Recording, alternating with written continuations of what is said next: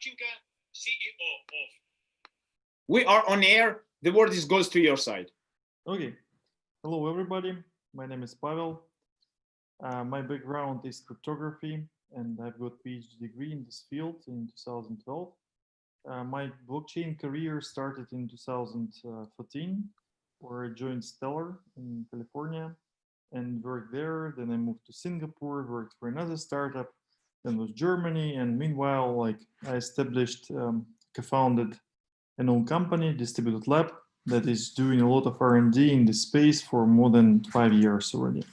So we've done a lot of research, education. We wrote already 5 books. We organized like 25 conferences at least, like dozens of meetups and hackathons. So we've been quite active.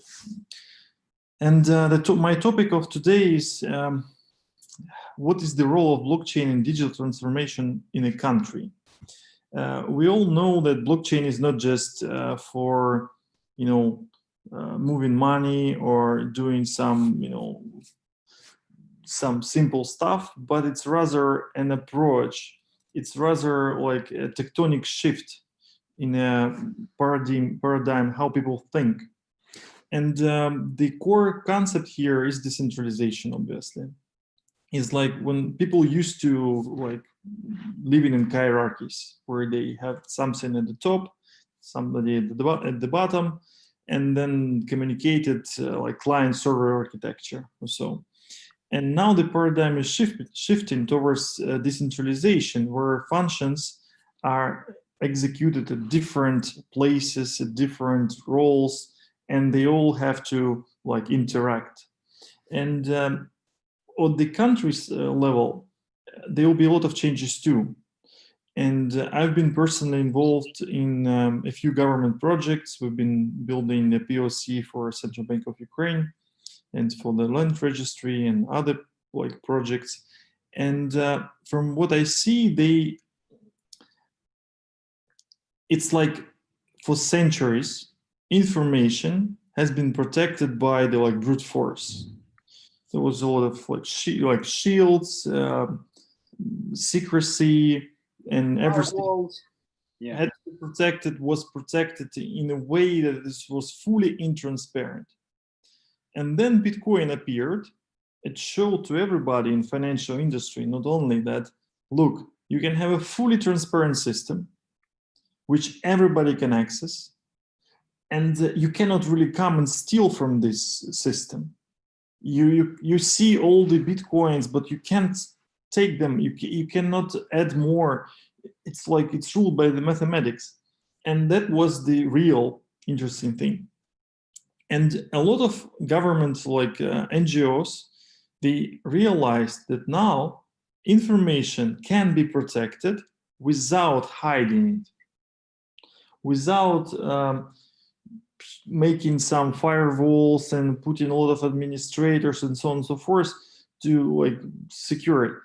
And basically that was the reason why government always said no to open APIs until very recent time. Now these activists have like a reason, actual like the proofs that you can secure information with cryptography and it still can be open. So my point is that there are many areas like public registries and systems that by default are public, right? And they can, information in them can be freely accessible without the risk of compromise of integrity or of, in certain cases, even confidentiality of additional information. Non-repudiation can be protected, and so on and so forth. And government is reacting to a certain extent. And coming to the point, the blockchain will first as a new approach, a paradigm to build government systems on the systems that support citizens, will help to design new applications that are completely more transparent and more flexible. And this is very important because in a blockchain paradigm, all the modules they can be fully independent, but still operate with each other using like open APIs. And here we come to the point we have to define what is blockchain.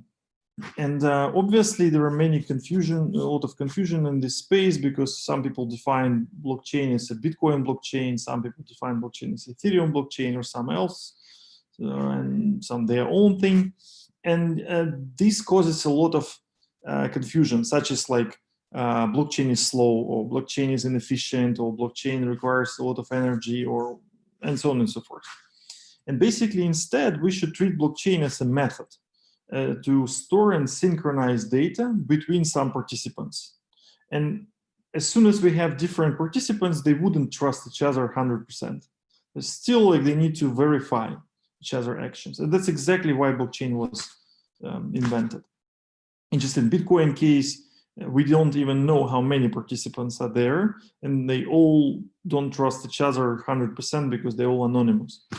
In a simpler cases like enterprise or government, participants know who they are, they trust themselves, others to a certain extent, but still they need automation tools to validate contracts with each other, to send payments, and etc. etc. And this infrastructure is coming.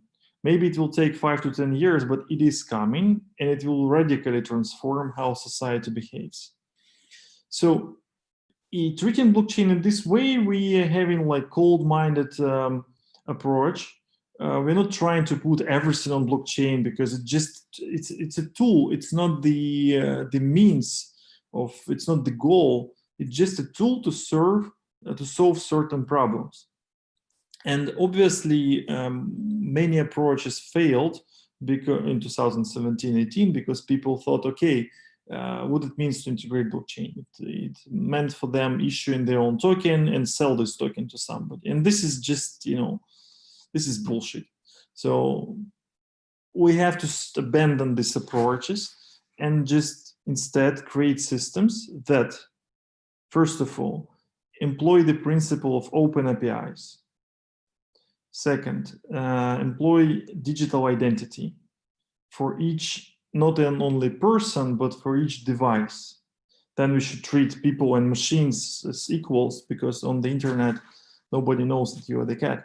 So, and then as soon as you have that, you can move towards transparency of data, or like provable transparency, where you know that certain data hasn't been changed.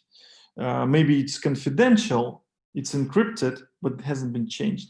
So as soon as we have these three principles in place, blockchain will be implemented like everywhere in a few years, without even any executive order or the prime minister will push it. No, you just need open APIs, you need digital identity, and you need some regulation that says data should be accessible and register should be transparent. And the corporate level, it could be that financials are transparent, maybe again encrypted but transparent and cannot be changed. So these three things will radically transform all accounting systems in every country, and will allow third-party developers to come up with applications that are using this data. And they will obviously use them better than any central planning on top that will, like, yeah. So we are coming to the decentralization of processes and data and data synchronization. And that's great because that like unleash a lot of innovation in this space. So I would say this is the main like principles and main steps towards full digital transformation of a country. It's nothing complicated. You don't have to learn smart contracts to implement them. You don't have to even know what is blockchain. You just need to know that open APIs, digital identity, and transparency, and that's it. And developers will figure it out the rest. So okay, sure, yes, Pavel, thanks a lot to you for sharing your ideas, your thoughts with our community, with the people which are watching now, all of us. And I think the best now, our time is finished, and we have to say goodbye to you. Maybe just one question or maybe one just the closest words to our audience. Question to an audience. Yeah. Um, I think I- no. I Yes. would say, that the question is, how do we prepare all the specialists who understand the Wow. principles and like the consequences of implementation of them? And maybe small announcement, we are launching, we have such courses that prepare such specialists for many like Okay, perfect. I would direct, if you don't mind, direct that answers on that question to you directly with the audience to have the communication with you. I want to say thanks a lot to you, Pavel. We are going ahead within a half of the hour. Bye. See you a little bit later. Yeah.